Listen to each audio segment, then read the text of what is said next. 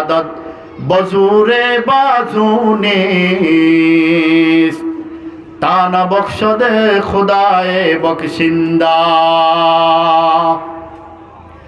ई सआदत बजूरे बाजूने ताना बख्श दे खुदाए बख्शिंदा। ও আমার শাগরেদ, শুনে রাখো, আমার এই পদ মর্যাদা, আমার এই সম্মান, আমার এই গর্ব অহংকার, আমার এই এলেম, আমার এই প্রজ্ঞা, এটা আমার নিজের কোনো ক্ষমতা বলে হয় নাই। এটা আমার আল্লাহ রব্বুল আলামিন আমাকে দয়া করে মেহেরবানি করে দান করেছে। ই সাআদত বজুরে বাজুনে ताना बख्श दे खुदाए बख्शिंदा।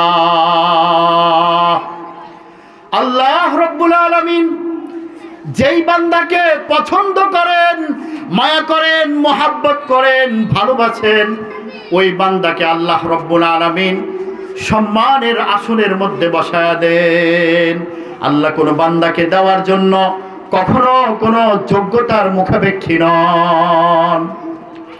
আপনার যোগ্যতা আছে, কিন্তু আল্লাহ রব্বুল আলামিন আপনাকে কবুল করেন নাই, তাহলে আল্লাহ রব্বুল আলামিনের কাছে আপনার যোগ্যতার কোনো দাম নাই।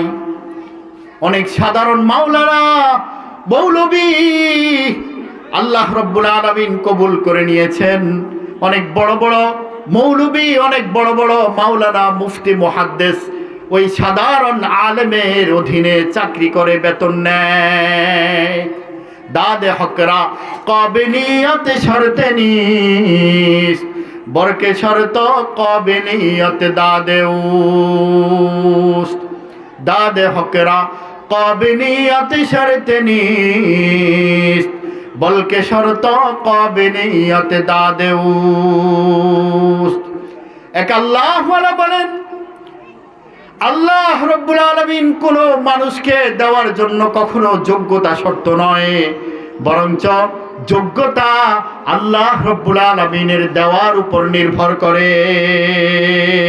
আল্লাহ যদি না চান, তাহলে পৃথিবীর কোনো মানুষ কোনো লাইনে, কোনো বিষয়ে, কোনো ডিপার্টমেন্টে কখনো যোগ্যতা সম্পন্ন হতে পারে না। এজন্য মেরে ভাই, আল্লাহ রব্বুল আলামিন মানুষের অন্তরটা দেখেন, যেই মানুষের হৃদয়ের মধ্যে কি আছে।